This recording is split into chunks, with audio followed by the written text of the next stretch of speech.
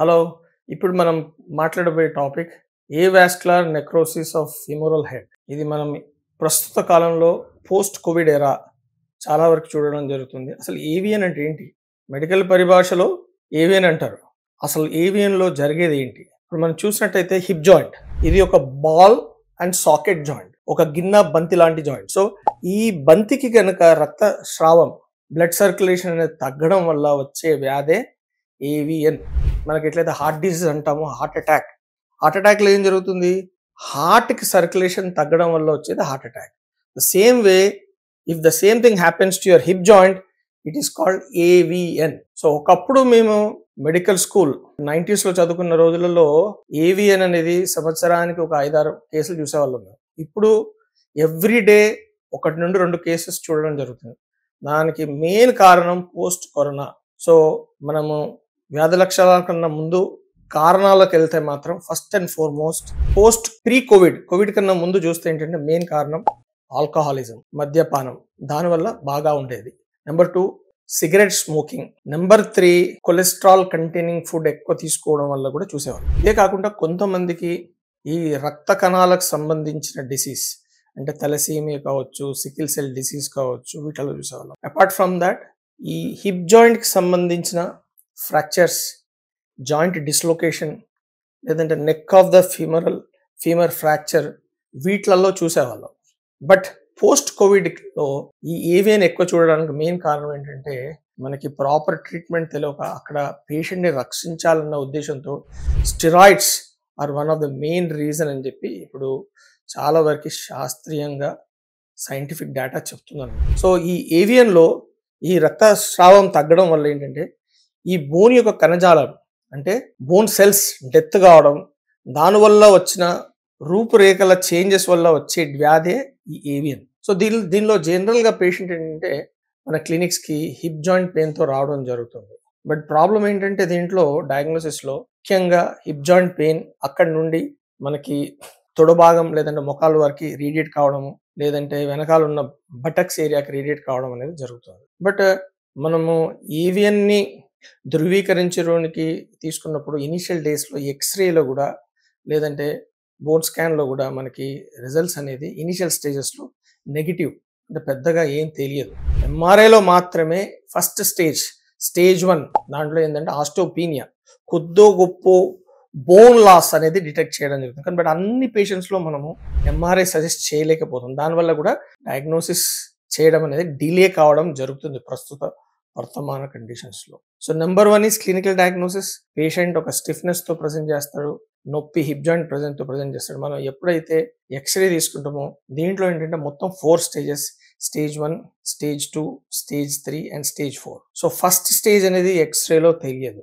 Stage 2లో మనకి కొద్దో గొప్ప అక్కడక్కడ సిస్ అంటే ఆ బోన్ చచ్చిపోవడం వల్ల ఏంటంటే మనకు అక్కడ ఏమి ఉండకపోవడం వల్ల ఒక సిస్ ఫామ్ అవడం, దాని చుట్టూ కూడా ఒక rim of sclerotic bone form అవుతుంది అన్నమాట. స్టేజ్ 3లో ఏంటంటే కొలాప్స్, ఒక సెగ్మెంటల్ కొలాప్స్ అనేది జరుగుతుంది. స్టేజ్ 4లో ఏంటంటే కంప్లీట్ యొక్క బాల్ యొక్క ఆకారం పోవడం, ఆ రౌండ్నెస్, ఆ స్పెరికల్ షేప్ అనేది పోవడాన్ని స్టేజ్ 4 అంటారు. దాంట్లో ఈ బంతి ఆకారమే పోవడం కాకుండా మనకి ఉన్న గిన్నె ఎసిటాబులం అంటాం, దానిలో కూడా డ్యామేజ్ అనేది చూడడం జరుగుతుంది. So the best diagnostic test ఎర్లీగా అంటే మాత్రం ఎంఆర్ఐలో కూడా మనకి 4 స్టేజెస్ ఉంటాయి. ఎర్లీ స్టేజ్ 1లో ఏదైతే ఆస్టోపీనియా ఉంటుందో బ్రహ్మ అనేది కనబడుతుంది, మనకి కొంచెం బోన్ ఎడిమా అనేది కూడా కనబడుతుంది. స్టేజ్ 2లో కొద్దో గొప్ప అక్కడక్కడ సిస్ అంటాం మనం, సరౌండెడ్ బై స్క్లెరోటిక్ మార్జిన్ ఉంటుంది. స్టేజ్ 3లా సెగ్మెంటల్ కొలాప్స్ ఉంటుంది. స్టేజ్ 4 కంప్లీట్గా మనకి ఆ ఆకారం, ఆ స్పెరికల్నెస్ అనేది కంప్లీట్గా పోతుంది, ఎస్టాబ్లర్ చేంజెస్ కూడా రావడం జరుగుతుంది. సో ఈ స్టేజింగ్ అంతా కూడా ఎందుకు అంటే మనకి జనరల్గా ఏంటంటే మనం శాస్త్రీయంగా వెళ్తే ఏంటంటే ట్రీట్మెంట్ అనేది బేస్డ్ ఆన్ స్టేజింగే.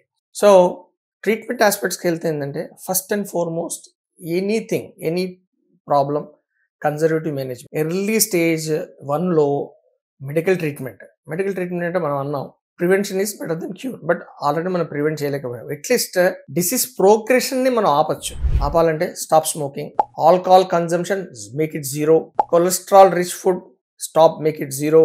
నెంబర్ 3 కొంచెం ఫిజికల్ యాక్టివిటీ అండ్ కొన్ని మెడికేషన్స్ కూడా. దీంట్లో మెడికేషన్స్లో మనం లోపల వాపు ఉంది కాబట్టి కొద్దో గొప్ప ఎన్ఎస్ఐడ్స్ ఇస్తాం, అంటే pain killers.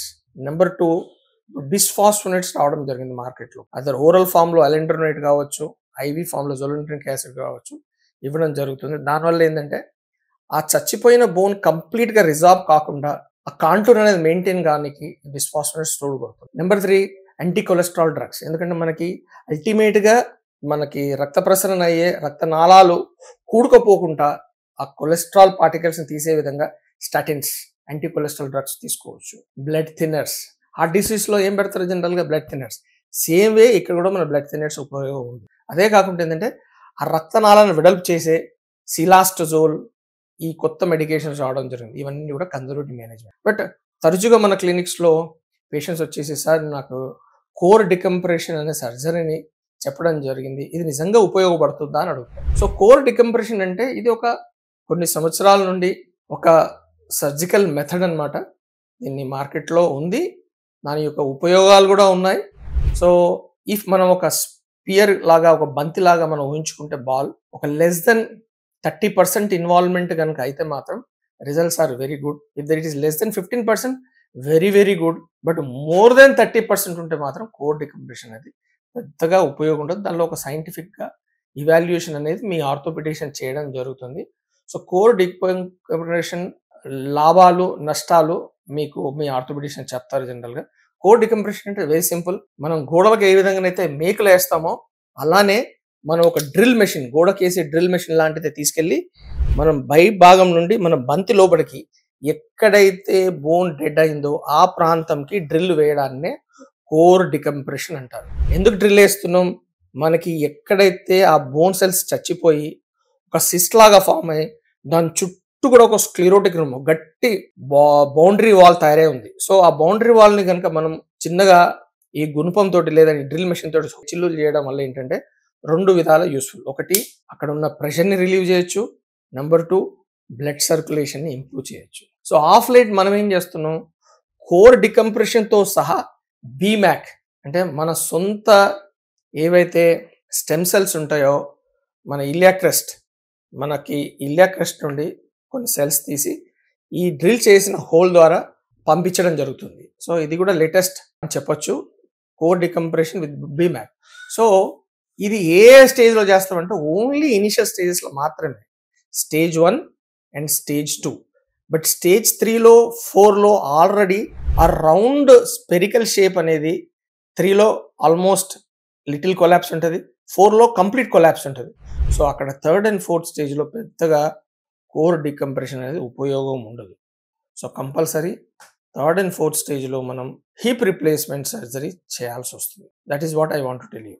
So core decompression అనేది మనము only 15 to 30% of the area involve అయినప్పుడు కోర్ డికంప్రెషన్, అంతకు మించి కనుక ఇన్వాల్వ్ అయితే కోర్ డికంప్రెషన్ ఫెయిల్ అయ్యే ఛాన్సెస్ ఉంటాయి. సో దాంట్లో ఏంటంటే కంప్లీట్గా మనము బోన్ గ్రాఫ్టింగ్, మనము ఒక డ్రిల్ మెషిన్ ద్వారా ఆ చచ్చిపోయిన బాల్ లోపల ఉన్న మెటీరియల్ అంతా తీసేసి దాంట్లోకి మనకి vascular, non vascular bone graft పెట్టడం జరుగుతుంది. అదే కాకుండా ఏంటంటే ఆఫ్ లోడింగ్ సర్జరీస్, అంటే ఆ జాయింట్ మీద ఎక్కువ ప్రెషర్ పడకుండా కొన్ని ఆస్టియాటమీ సర్జరీస్ కూడా ఆర్థోపెడిక్ సర్జన్ చేయడం జరుగుతుంది. So this is all about stage 1 and stage 2 AVN, avascular necrosis of femoral head. So now let us talk about total hip replacement. So ఇప్పుడు మనకి స్టేజ్ 3 and 4. సో దాంట్లో ఏమవుతుంది? 3లో కొద్దో గొప్ప ఈ స్పెరిసిటీ, ఈ రౌండ్ సర్ఫేస్ అనేది డ్యామేజ్ కావడం వల్ల ఒక క్రిసెంట్రిక్, ఒక హాఫ్ చంద్ర ఆకారం డెప్త్లో డిప్రెషన్, ఒక క్రేటర్ ఫామ్ కావడం జరుగుతుంది. దాన్ని మనం స్టేజ్ 3 అంటాం. స్టేజ్ 4లో ఏం జరుగుతుంది? కంప్లీట్గా మనకి బాల్ అనేది కంప్లీట్గా డ్యామేజ్ అయిపోయి దీంట్లో కూడా చేంజెస్ రావడం జరుగుతుంది. అంటే గిన్నెలో, ఈ గిన్నె బంతి రెండిట్లలో చేంజెస్ రావడం. సో మనకు ముఖ్యంగా తెలుసుకోవాల్సింది ఏంటంటే స్టేజ్ 3 and 4లో పెద్దగా ఈ bone grafting, vascular bone graft కావచ్చు, కోర్ డికంప్రెషన్ కావచ్చు, మెడికల్ ట్రీట్మెంట్ కావచ్చు, పెద్దగా ఉపయోగం ఉండకపోవచ్చు. సో దాంట్లో మనం ఏం చేస్తామంటే, మీరు చూసినట్టయితే ఇది గిన్నె, ఇది బంతి. సో ఈ ఖరాబ్ అయిన బంతి, గిన్నె రెండింటిని మనం కంప్లీట్గా తీసేసి ఆర్టిఫిషియల్గా మనం ఏంటంటే హిప్ రిప్లేస్మెంట్ సర్జరీ చేయడం జరుగుతుంది. ఈ పోస్ట్ కోవిడ్ ఎరాలో మనం ఏవియన్ అనేది యంగ్ ఏజ్లో చూడడం జరుగుతుంది. సో మనం కనుక హిప్ రిప్లేస్మెంట్ చేస్తే అట్లీస్ట్ ఒక 25 years 30 years మినిమం ఆ హిప్ రీప్లేస్మెంట్ అనేది దాని లైఫ్ అనేది ఉండాలి. సో అందుకే ఏంటంటే దీనిలో వాడే మెటీరియల్ ఇది గిన్నా సెరామికే, బంతి కూడా సెరామిక్, లేదంటే ceramic and poly, metal on metal, అలా బోలెడు మెటీరియల్స్ ఉంటాయి. సో ఇప్పుడు కొత్తగా ఏంటంటే సెరామిక్, మన గాజు పెంకు లాంటి మెటీరియల్ కనుక వాడితే ఏంటంటే 30 ఇయర్స్ వరకు లైఫ్ అనేది ఉందన్నమాట. So that's way better use ceramic and poly or ceramic and ceramic, that is a better thing. కొంచెం కాస్ట్లీ ఎక్కువ ఉంటుంది. మనకి హిప్ రిప్లేస్మెంట్తో మేజర్ అడ్వాంటేజ్ ఏంటంటే క్వాలిటీ ఆఫ్ లైఫ్ మనం ఇంప్రూవ్ చేయొచ్చు పేషెంట్కి. ఎందుకంటే అస్తమానము పెయిన్తో సఫర్ అవుతూ పెయిన్ కిల్లర్స్ లాంగ్ టర్మ్లో వాడలేము, ఎందుకంటే కిడ్నీ ప్రాబ్లమ్స్ కూడా ఒక ఇష్యూయే పెయిన్ కిల్లర్స్తో. So that's the other thing. And some of the patients keep asking us, sir ఇప్పుడు ఏదో కొత్తగా పిఆర్పి ఇంజెక్షన్ ఇస్తున్నారు, కొత్తగా ఏదో ఆర్ఎఫ్ చేస్తున్నారు కదా సార్ సర్జరీ లేకుండా అని. సో దానికి సమాధానం ఏంటంటే ఏదైతే నేను ఇప్పటివరకు మాట్లాడానో ఇదంతా కూడా శాస్త్రీయంగా సైంటిఫిక్ ఎవిడెన్స్ ఏదైతే ప్రచురణలోకి వచ్చిందో దాని గురించి మాత్రమే నేను మాట్లాడుతున్నాను. I'm not talking about off label indications. So వాస్తవంగా చెప్పాలంటే ఇది గత 20-30 సంవత్సరాల నుండి ఈ పద్ధతులనే ఇలా చేస్తున్నారు. సో ఆర్ఎఫ్ గురించి మీరు ఏదైతే అడిగారో, ఆర్ఎఫ్ అంటే ఏంటి? Simple, radio frequency ablation. మనకి హిప్ జాయింట్లో పెయిన్ ఉందని మన మెదడుకి ఎలా తెలుస్తుంది? ఇక్కడ నుండి సూక్ష్మమైన నరాలు మెదడుకి సిగ్నల్ కనుక పంపిస్తేనే మనకి ఇక్కడ పెయిన్ ఉందని తెలుస్తుంది. సో ఇన్ కేస్ నేను ఆ నరాలను కాల్ చేశాను అనుకుందాం ఈ ఆర్ఎఫ్ పద్ధతి ద్వారా, సో మీకు సిగ్నల్ అనేది తెలియదు. సో దానివల్ల ఒక డిసడ్వాంటేజ్ ఏంటంటే మన జాయింట్కి నొప్పి తెలియదు. సో దానివల్ల ఏమవుతుంది, మనం అడ్డదిడ్డంగా నడవడం జరుగుతుంది. దానివల్ల జాయింట్ అనేది ఫర్దర్గా డ్యామేజ్ అయ్యే ఛాన్సెస్ ఉంటుంది సుమా. అపార్ట్ ఫ్రమ్ దాట్, రేపు మనం సర్జరీ చేసుకుందాం అనుకున్నప్పుడు కూడా ఆ చేసే సర్జను చాలా వరకు ఇబ్బంది పడడం జరుగుతుంది. నెట్ రిజల్ట్స్ కూడా చాలా తక్కువగా ఉండే ఛాన్సెస్ ఉంటాయి. నెంబర్ సెకండ్ ఏంటంటే అలా మనం నరాన్ని కనుక కాలుస్తే దానికి సంబంధించిన చుట్టుపక్కల ఉన్న కండరాలు కూడా కరెంట్ సిగ్నల్ అనేది వెళ్ళకపోవడం వల్ల ఆ కండరాలు కూడా వీక్ అయ్యే ఛాన్సెస్ ఉంటాయి. So tomorrow when you want to go for surgery, definitely it is going to effect your results. So మరి అసంటప్పుడు మార్కెట్లోకి ఈ ఆర్ఎఫ్ ఎందుకు వచ్చింది అని మీరు ప్రశ్న అడిగితే ఏంటంటే, yes, there are certain patients, కొంతమంది పేషెంట్స్కి సర్జరీ చేయడం అనేది ఒక రిస్కీ థింగ్. అంటే వాళ్ళకి హార్ట్ అటాక్ ఉంది, హార్ట్ జబ్బు ఉంది, లేదంటే వాళ్ళకి షుగర్స్ అడ్డగోలుగా ఉన్నాయి, కంట్రోల్లో లేవు, మత్తు డాక్టర్ చెప్తున్నాడు మేము ఎట్టి పరిస్థితుల్లో మత్తు ఇవ్వలేము ఈ పేషెంట్కి అన్న వాళ్ళలో యాజ్ ఎ పేలియేటివ్ వాళ్ళకి ఏం చేయలేం కాబట్టి అలాంటి వాళ్ళకి మనం ఆర్ఎఫ్ చేసి నొప్పి తగ్గించేసి నొప్పి బిళ్ళలను వాడకం కూడా తగ్గించవచ్చు. So that is a temporary pain relieving procedure where in the patient may get relieve of pain for 2 years to 3 years. This is only temporary. But warning, మీ కండరాలు వీక్ అయ్యే ఛాన్సెస్ ఉంటాయి. So you have to strengthen. In case if you undergo RFI procedure, you have to strengthen your muscles surrounding your hip joint. That's number 2. And regarding PRP గురించి మాట్లాడితే మాత్రం there is no way in the literature that ఆ joint లోపలికి మనం PRP ఇస్తే, ఎందుకంటే ఈ avian అనేది బాల్ సెంటర్లో జరిగే విషయాలు.